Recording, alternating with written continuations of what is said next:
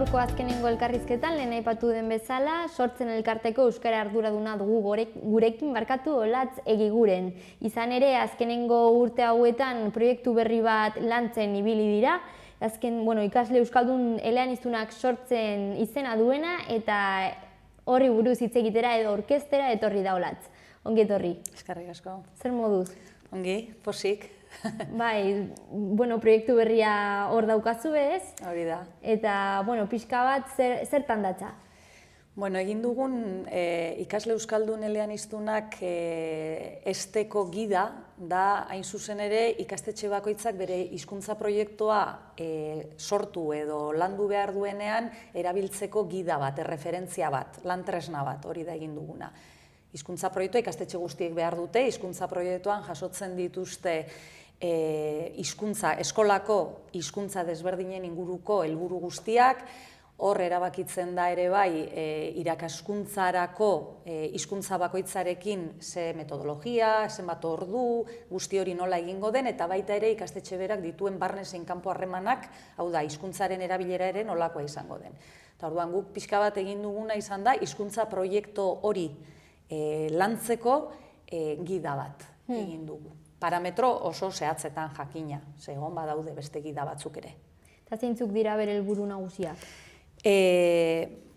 Kontutan hartu behar da, pixkatxo bat proiektu honen abiapuntua ere bai, jakiteko zeintzuk diren helburuak. Bere ikasle euskaldun eleaniztunak izenak berak esaten duen bezala, eta gaur egun hainbeste hitz egiten den momentuan, eleaniztasunaren inguruan, guk egiten dugun gogoetaren arabera, jakina gaur egungo munduan beharrezkoak dira ikasleak edo gazteak eleaniztun bilakatzea, baina guk hori pentsatzen dugu egin behar dela gure lurraldeko berezko hizkuntzatik. Hau da, eleaniztasun hori lortzeko lehenengo norberak bere hizkuntza izan behar du ondo oinarrituta. Orduan, euskara ardatzi izango duen eleaniztasuna da guk planteatzen duguna. Eta pixka bat helburu horri begira enfokatuta dago gida hau. Eta gida honekin planteatzen dugun lan prozesu guztia. Eta nori dago zuzenduta, zehatz? Printzipioz ikastetxeei. Hau da, ikastetxeak dira hizkuntza proiektua garatu behar dutenak. Orduan, gida da ikastetxeek lan hori egiteko. Baina, gure proiektua daukan bereizgarri nagusia da, hain zuzen ere, hizkuntza proiektua egiteko edo ikasleak, haurrak eta gazteak euskalduntzeko lan hori ezin dela eskolen esku bakarrik utzi. Baizik eta proiektu berean inplikatu beharra dagoela auzoa edo herria edo komunitatea. Azken finean, haur horiek edo gazte horiek ateratzen direnean ikastetxetik edo eskolatik, bere komunitatean integratzen dira, bere komunitatean bizi dute aisialdia, medikua, erosketak, gauza guztiak. Eta orduan, eskolan ikasten duten hori gizartean edo egunerokotasunean erabiltzeko aukerarik ez baldin badute, bertan bera gera daiteke eskolak berak egiten duen alegina ere bai. Orduan, ikastetxeei zuzenduta dago, baina guk planteatzen dugun prozesuan ikastetxeek herriarekin batera, plan bakarrean egin behar dute lan, eremu desberdinetan lanketa desberdinak izango ditu, eskola barruan edo eskola kanpoan, baina azkenean plan bakarra da, plan integral bada proposatzen duguna gida honekin. Eta zer da proposatzen dena egunerokotasun horretan aplikatzeko? Bai, proposatzen dena da alde batetik gure gidan jasotzen dira, hau da prozeso bat, ez da hizkuntza proiektua egitea, ez da dokumento bat egin, olako laborategi baten sartuta, helburu batzu finkatu, 4-5 pertsonen artean, berdin da irakasle zein ez, eta kito, gero horren ez. Gu planteatzen duguna da prozeso parte hartzaile bat, eta prozeso esaten dugunean da prozeso, ez da dokumento baten idazketa, baizik eta dokumento horren idazketara iristeko bide bat egitea. Eta orduan, bide horretan badaude fase batzuk definitzen direnak, aurrelanak prestatzea, sensibilizazio fase bat, diagnosi fase bat, jakiteko zer realitatetik abiatzen garen, eta gero diagnosi horretatik abiatuko den gogoeta bat eginda, erronkak edo helburuak definituz, toki batean edo bestean ez duz zertan berdinak izan. Hau da, ikasle euskaldun eleaniztunak estea da helburu orokorra, baina gero horra iristeko ez da berdina, ez dakit, adibidez gure bi esperientzia pilotutan, ez da berdina Dima, herri txiki euskaldun bat Bizkaian, edo Aitor ikastola Donostiako auzo bateko ikastetxea, ez? Orduan, testu inguru soziolinguistiko arras desberdinak dira, eta beraz, diagnostikoak egin ondoren jartzen diren erronkak bakoitzari dagozkionak dira. Orduan, prozesua hori da, ikastetxeari eskatzen diona da, edo ikastetxean planteatzen duguna da, hezkuntza komunitate osoak elkarrekin egin behar duela modu parte hartzaile eta ahalik eta zabalenean lan hau, horrek esan nahi du irakaslegoa, esan nahi du irakaslea ez den langileria, horrek esan nahi du familiak eta ikasleak ere bai, elkarrekin ikastetxe barruari dagokion plana gauzatu beharko dutela, eta horrek esan nahi du ere, eskolatik kanpo, ikastetxea bera herri eragile bat gehiago bezala kokatuta, beste herri eragile, beste auzo eragileekin eta herritar norbanakoekin ere batera, eta baita ere herri mailako erakundearekin ere bai, kasu honetan udalarekin, ez? Elkarlanean egin behar dela osagarritu eskolak abiatzen duen prozesua. Orduan, eskolan prozesuaren amaieran hizkuntza proiektu berridatzi bat egongo da, berri bat egongo da, eta hori osagarrituko duen herri mailako edo auzo mailako plangintza bat egongo da haur eta gazte hoiei eremu berriak eskainiko dizkiena euskaraz jarduteko eta euskaraz bizitzeko bakoitzari bere komunitatean. Hori da pixka bat prozesuaren deskribapen oso orokorra. Bi proiektu pilotoak aipatu dituzu, bi eskola ezberdinetan. Hori da. Eta, bukatutak daudez, eta ze nolako balorazioak ateratzen dira hortik. Egia esan oso emankorrak izan dira bi prozesuak. Esan bezala oso testuinguru desberdinak dira, Diman eta Egian. Proiektua abiatu genuenean 2012-2013 ikasturte hortan, bi sortzenen bazkide dira proiektuarekin aurrera joateko prestutasuna agertu zuten ikastetxeak, eta, prozesua izan da luze xamarra, baina, kontutan eduki behar da ere bai, gu planteatzen dugun prozeso hau inork ez duela inoiz egin modu praktiko batean. Eta orduan, diseinu teoriko batetik abiatu ginen, elkarrekin hasi zuten bidea aurrelanak, sensibilizazioa egiten, diagnosirako ere bitarteko berdintsuak, lanabesak, eta baina horre iritsi zirenean ja, diagnosi emaitza desberdinetatik, prozeso desberdinak abiatu zituzten bakoitzak bere ritmoekin eta bere realitatetik.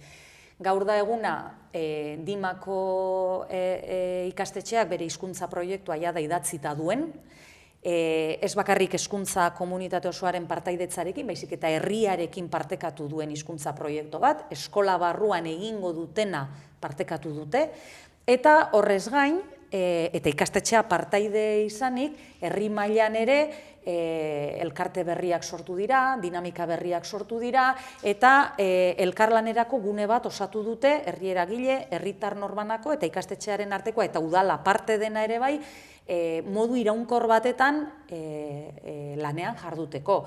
Esan behar da, eta egian berdin, egian aurten ikasturte honetan bukatuko dute hizkuntza proiektuaren idazketa hori, ja erabakiak hartuta dituzte, falta zaie azken redakzio hori egitea, baina modu bertsuan, ez? Han ere hezkuntza komunitate osoaren partaidetzarekin egindako lana izan da, eta Egiako auzoak ere partaidetza oso aktiboa izan du prozesuan.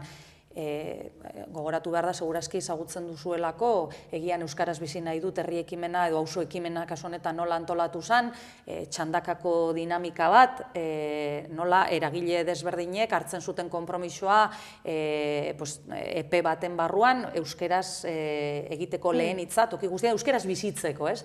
Hori proiektu honen txapelpean nolabait esateko sortu zen ekimen bat izan zen, eta benetan kualitatiboki auzo mailan ere egoera aldatu zuen ekimen bat izan zen. Gaur egun beste abiapuntu batekin jarduten dute Egian, eta pozik daude beraiek. Bai proiektuan parte hartu dutenak, eta baita gu ere. Azkenean, sortzenentzat helburu bikoitza zuen prozeso honek. Alde batetik, Egian eta Diman beraien prozeso propioak eta beraientzako lan hori egitea, baina sortzenentzat bazegoen bigarren helburu bat, eta esan, esperientzia praktikoietatik ikasiko genuenarekin gehi referentzia teoriko gaurkotua jasoaz, gida hau egitea hain zuzen ere, gerora Euskal Herriko edozein ikastetxeei eskuragarri usteko bere proiektua egin ahal izateko, ez? Eta, bueno, hori da bukatu dugun lana ere bai, aurreko larun batean aurkeztu genuen adiman, eta bai, pozik gaude, abiapuntu txukun bat jarri diogula uste dugu, gauzak egiteko beste modu bati. Bai, eta azkenean hori ekimen berriak sortzeko aukerak, ez? Hoxe da, bai, horrela da, bai. Orduan pozik, bai. Hausnarket, bueno. Eta hortik, bueno, ze aipatu dituzu hori, bi ikastetxe horiek zuen parte dira. Bai. Ze proiektu honen atzean nor dago? Proiektu hau sortzenen proiektua da. Esan behar da, proiektu honen abiapuntua dagoela ia 10 urte Euskararen Gizarte Erakundeen Kontseiluak egin zuen gogoeta batetik. Orain dela ia 10 urte, Euskararen Gizarte Erakundeen Kontseiluko hezkuntza eremuko bazkideak sortzen parte da. Baina beste bazkide batzuek ere bai, eta aditu batzuen artean gogoeta bat egin zen, bere momentuan Araba, Bizkaia eta Gipuzkoako errealitateari egokitutako gogoeta bat, hezkuntza sistemaren azterketa bat, baina hizkuntzaren ikuspegitik egin zen. Oso gogoeta sakona, eta hortik atera zen proposamen teoriko bat, ikasle euskaldun eleanistunak sortzeko. Orduan, sortzenek, hori proposamen teoriko bat, oso sakona arlo legaletik, pedagogikotik, soziolinguistikotik begiratzen ziona errealitateari. Eta hortik abiatuta ere egin zituen, egindako proposamen horretan jasotzen ziren ardatzak ere eremu desberdinei zegozkienak. Falta zen hori praktikara eramateko modua kontutan eukita, bazeudela gauza batzuk, edo eremu batzuk aldatzea ez zegoena gure esku. Ez kontseiluaren esku, ez kontseiluaren parte ginen bazkideon esku. Hasteko marko legalaren beraren aldaketa. Araba, Bizkaia eta Gipuzkoan kasu hortan, hizkuntza ereduen sistema, ABD ereduen sistema dago martxan, eta duela 10 urte ja nabarmena zen horrek ez zuela bermatzen ikasleen euskalduntzea. Ez da ereduak berak ere. Eta orduan, horrek eskatzen zituen aldaketa oso sakonak, eta hori dena ez zegoen ez kontseiluaren esku, ez gure esku ez da ere. Baina, bazegoen gure esku, teoria horretan edo proposamen teoriko horretan jasotzen ziren beste hainbeste ardatz eta gako, ikuspegi pedagogikotik edo soziolinguistikotik planteatzen zirenak, praktikara eramatea, bazegoen bide bat egiteko, eta orduan sortzenek hartu zuen bere gain hori diseinatzeko edo bide hori hasteko ardura. Eta orduan, egindako lan honen atzean nor dago, sortzen dago. Sortzen ez da bakarrik egon dinamika edo prozesu honetan, hori ere esan behar dugu. Eta larun bateko aurkezpenean ere nolabait aitortza hori egin nahi izan genuen. Osea, sortzen izan da proiektu honen edo prozesu honen koordinatzailea, baina gure bidelagunak izan dira, bai kontseilua bera, Luiar, Mondragon Unibertsitateko Humanitate eta Hezkuntza Zientzien Fakultateko adituak, osea, izan ditugu bidai lagunak, errestu digutenak asko, gida honen plazaratu alizatea, sortzea bera, bai. Eta orduan, bai, sortzenen proiektu bada, baina, bueno, lagun asko euki ditugu hor. Eta proiektu pilotu hauetan praktikan jarreta gero, orain zein da hurrengo pausua? Bueno, esan behar dugu, proiektu piloto horiek martxan genituen tartean ez garela geldi egon, ze gea da esan, prozesu publiko bat izan da, naiz eta pilotajean aritu garen prozesu publiko bat izan da, eta urte hauetan egin ditugu leku Hego Euskal Herriko hainbat herritan eta auzotan aurkezpenak egin ditugu, ze leku askotatik deitu digute interesatuta, zer planteatzen ari ginen, eta zertan zetzan planteatzen genduen proiektua, eta orduan aurkezpena leku askotan egin ditugu, eta aurkezpen horietatik badaude proiektu edo toki batzuk non proiektua bera martxan jarri dugun. Ez dira pilotaje berriak, baina, bueno, bai, nolabait ere esatearren orduan adibidez, Donostian, Martutene auzoan ere martxan jarri dugu proiektua, hemen Iruñerrian ere Uharten ari gara lanean, Ultzaman ere, hasi dira ere, pixkatxo bat, beraiek ere, beraien kabu zan, baina, bueno, gure laguntzarekin proiektua martxan jartzen. Orduan, bueno, hortan gaude, orain ja, lan tresna berri hau eskutan, eta ja, plazaratu eta argitaratu dugun momentutik, bueno, gure nahi alitzateke ikastetxeen interesa piztea eta ahalik eta ikastetxe gehienek hartzea nolabait gida bezala beraien hizkuntza proiektuak egiteko erreferentzia hau, ez? Ikusiko dugu. Orain tokatzen zaigu, ja aurkezpena egin dugu, baina bueno, gure lana ere bada ikasturte honetan zehar gainera hori da gure nahia, komunikatiboki pixkatxo bat zabaltzea, ez? Eta azaltzea, zer egin dugun, zer den, zeintzu diren helburuak eta bar, eta bueno, aber lortzen dugun ahalik eta gehien zabaltzea. Bueno, oso etorkizun polita ikusten da, ez? Espero dezagun, espero dezagun, bai, gure prozesua beti gorako prozesua da, eta egia da, lehen esan dudana, dana ez dago gure esku, baina bai pentsatzen dugu abiapuntu honen garapenarekin, prozeso edo proiektu honen garapenarekin, asko edatzen baldin bada, beti gorako prozesu horretan, baldintza berria sortu daitezkela, gure esku ez dauden gauza horiek aldatzeko. Pixka bat bultzatzeko, betik, ez? Eta, bueno, hor gaude, hori da erronka. Eta esperientziak hor daude? Hori da, bai, egia da. Egia da, bai dimak eta egiak erakutsi baldin badigute zerbait izan da, egingarria dela. Hau da, orain arte egin ez den hori, hau da, eskolak eta herriek elkarrekin lan egite hori, posible dela. Posible dela proiektu integral bat egitea eta elkarlanean aritzea. Izan ere, gure proiektuari guk ikasle euskaldun eleaniztuna garatzeko gida praktiko bada, baina guk hor pixkatxo bat denotzat ezaguna den Euskal Herrian euskaraz lelo hori, herriarena den lelo hori ekarri dugu pixka bat gure eremura, eta Eskolerrian euskaraz marka sortu dugu zergatik, gure ustez oso ondo jasotzen duelako gure proiektuaren funtsa zein den, ez? Eskolerrian euskaraz, eskolan euskaraz bizi nahi dugulako eta euskaldun izatetik eleaniztun bilakatu nahi dugulako, herrian euskaraz bizi nahi dugulako ere bai, eta nahi dugulako beste hizkuntzetako hiztunentzat ere zubia euskara izatea, eta herrian euskaraz nahi dugulako eskolak eta herriak elkarrekin eta elkarlanean egitea prozeso hori.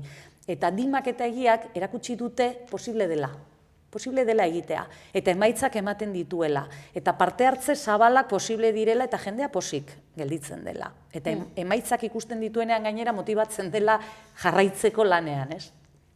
Bai, dena osatzen du beste eremuak edo, ez? Bai, azkenean ardura gu pentsatzen duguna da belaunaldi berrien euskalduntzea ez dela eskolaren ardura bakarrik. Eta eske gainera eskolak bakarrik ezin du egin, nahita ere, oso ondo eginda ere. Eta badago zer hobetu eskola barruan ere, hizkuntza desberdinen irakaskuntzari dagokionean hizkuntza bakoitzaren tokia nola bermatu derrigorrezko hizkuntza bukatzen dutenean ikasle horiek edo belaunaldi berri horiek izatea euskaldunak, baina gainera gai izatea beste hizkuntza ofizialetan eta gainera gai izatea atzerriko beste hizkuntza bat edo bi edo dena den horretan. Hor badago zer hobetu, baina eskolak oso ondo eginda ere, ezin du berak bakarrik lan hori egin, eta gure ustez gainera belaunaldi berri horiek, gaur egungo haur eta gazte horiek etorkizunean euskaldun bezala bizi ahal izatea gizartearen ardura da. Osea, ardura kolektibo bat da. Beraz, prozesuan bertan ere gizartea berak inplikatu beharra dauka, eta gizartea herri eragile edo gizarte eragileen bidez inplikatu behar da prozesu honetan. Bai, baliabidea, gogoak, gauza asko daude tartean. Hori da. Primeran, ea nola joaten den, ematen du ongi, ez? Momentuz nahiko ongi joaten delako. Eta eskerrik asko Latz, elkarbanatzagatik gurekin. Mi esker etortzeagatik, sortan handia opa dizuet ekimenarekin, eta zuek ikusentzuleok hau izan da dena gaurkoz, eskerrik asko egoteagatik eta bihar arte. Edo astelehenera arte hobe esan da.